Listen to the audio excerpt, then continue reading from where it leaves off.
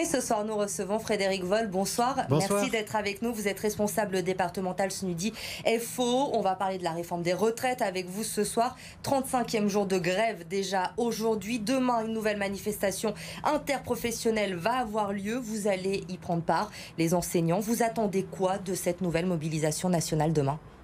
Écoutez, vous l'avez dit, la grève dure depuis le 5 décembre. De nombreux collègues enseignants sont en grève depuis le 5 décembre. Nous attendons de la journée de demain que enfin le président de la République nous entende et qu'il retire son projet, qu'il y renonce. La grève dure depuis 35 jours, les revendications sont claires, le projet doit être retiré. Donc nous espérons bien jeudi et vendredi, puisque nous comptons poursuivre la grève vendredi, obtenir le retrait de cette réforme d'ici la fin de la semaine. Aujourd'hui, les enseignants veulent seul un retrait complet de cette réforme. Il n'est pas question de discuter à d'éventuels aménagements. Écoutez, le problème de la réforme, il est assez simple. La retraite universelle par points, le calcul de la retraite se fait sur l'ensemble de la carrière. Or, dans le système actuel, pour les enseignants et les fonctionnaires, avec le code des pensions, la retraite se calcule sur les 6 derniers mois. Donc, d'une retraite calculée sur les 6 derniers mois, nous allons passer à une retraite calculée sur toute la carrière. Pour un enseignant, c'est une perte mensuelle entre 600 et 1000 euros. Je crois qu'il n'y a pas grand-chose à négocier. Alors justement, sur ce sujet-là, le gouvernement tente de rassurer les enseignants depuis plusieurs semaines maintenant. 10 milliards d'euros prévus pour augmenter les revenus des enseignants. Et du coup, selon le gouvernement, ça permettrait que les pensions de retraite ne soient pas touchées, qu'elles restent stables avec cette réforme. Vous n'y croyez pas ? Écoutez, M. Blanquer a effectivement annoncé 10 milliards d'euros pour les enseignants répartis entre 2021 et 2037. Donc je ne sais pas s'il sera toujours là en 2037, on verra bien. Il y a pas loin d'1 million d'enseignants. Faites le calcul, 10 milliards d'euros pour 1 million d'enseignants sur une période de 17 ans. Ça revient à augmenter les enseignants de 39 euros bruts par mois, alors qu'ils vont perdre 5 à 600 euros par mois à leur retraite. Donc c'est un jeu de dupes dans lequel nous ne nous inscrivons pas. D'autant plus que le ministre Blanquer explique qu'en contrepartie de ces 10 milliards d'euros, donc c'est 39 euros bruts par mois par enseignant, il compte rediscuter de nos obligations de service et réduire nos congés. Donc ce serait la double peine. Nous demandons le retrait de la réforme, d'une part, et deuxièmement, l'augmentation des salaires, puisque nos salaires sont bloqués depuis 2010. Alors aujourd'hui, on l'a dit, on est à plus d'un mois de grève et on a l'impression finalement qu'on est dans une impasse. Le gouvernement reste ferme, reste posé sur ses positions. Emmanuel Macron, on l'a entendu lors de ses vœux, il a dit que quoi qu'il se passe, la réforme ira jusqu'au bout, elle sera menée à son terme. Les syndicats les plus durs ne veulent pas négocier, veulent le retrait de cette réforme. On fait comment pour s'en sortir ? Écoutez, il ne tient qu'au président de la République, au gouvernement, de sortir de la crise en annonçant le retrait. La grève, les journalistes l'ont remarqué, c'est la plus longue grève qu'on a connue en France depuis très longtemps.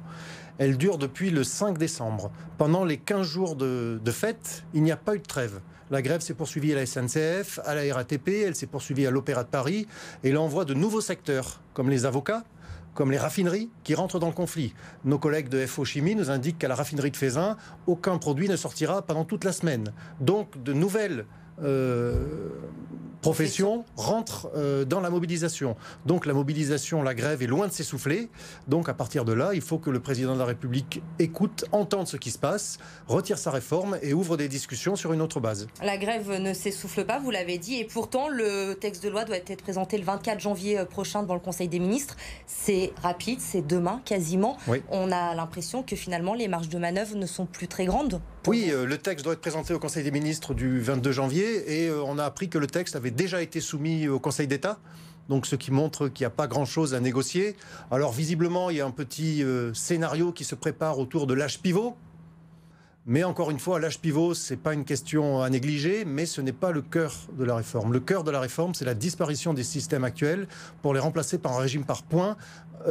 Et chacun sait que dans ce régime par points, la valeur du point pourra être revue chaque année par le gouvernement, donc y compris toutes les simulations qui sont faites par le gouvernement sont fausses, puisque chaque année, la valeur du point pourra être modifiée, et donc la valeur de notre retraite ne sera pas assurée.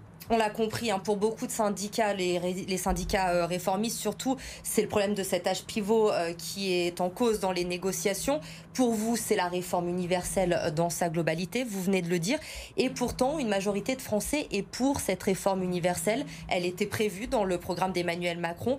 Pour vous, il ne faut pas toucher aujourd'hui à la retraite ? Non, il faut maintenir les systèmes actuels et les améliorer. nous sommes pour le maintien et l'amélioration des systèmes actuels. Les systèmes actuels, ils sont viables. Nous, par exemple, les fonctionnaires, nous n'avons pas de caisse de retraite. Notre retraite, c'est notre statut, c'est la poursuite de notre salaire. On ne voit pas au nom de quoi ça serait remis en cause. Parce que derrière ça, c'est aussi la remise en cause du statut de fonctionnaire. Passer à un régime universel, c'est nous enlever le fait que la retraite soit la suite de notre traitement, de notre salaire. C'est donc une remise en cause du statut. Donc nous sommes prêts, bien évidemment, à toutes les améliorations possibles du système actuel. Mais nous revendiquons le maintien des 42 régimes existants. Mais vous comprenez qu'une majorité de Français est pour justement ce régime universel et que le gouvernement s'appuie sur cette popularité de cette réforme en ce qui concerne le côté universel pour maintenir cette réforme. Oui, mais vous savez, avec les sondages, on peut les utiliser d'une façon ou d'une autre. Les sondages disent aussi que la majorité des Français soutiennent le mouvement social. Donc ils seraient pour la réforme, mais ils soutiendraient le mouvement. Ils sont pour la réforme universelle, pas pour l'âge pivot. Non, écoutez, le projet de réforme de retraite universelle par points, il est emballé sous un paquet cadeau très vendeur. 1 euro cotisé, les mêmes droits pour tous, etc., etc. Donc bien évidemment, sans rentrer dans le détail de la réforme, des Français, des citoyens peuvent tout à fait être trompés par cet emballage. Quand on prend le temps d'analyser, de regarder, comment voulez-vous qu'un enseignant qui va perdre 500 euros chaque mois à la retraite soit pour cette réforme? Moi, je pense que ces sondages sont un peu rapides et je pense que chaque salarié ayant étudié la question de manière assez profonde ne peut qu'y être opposé. Vous allez donc manifester demain, la grève va se poursuivre vendredi, vous l'avez dit, et elle peut se poursuivre encore la semaine prochaine pour les enseignants? Oui, bien sûr. Alors pour les enseignants, il y a de nombreuses assemblées générales qui sont réunies lundi 6 et mardi 7 janvier, dans les établissements du second degré, dans les secteurs, dans les écoles. Ces assemblées générales ont décidé donc la grève pour jeudi, et les assemblées générales vont de nouveau se réunir jeudi.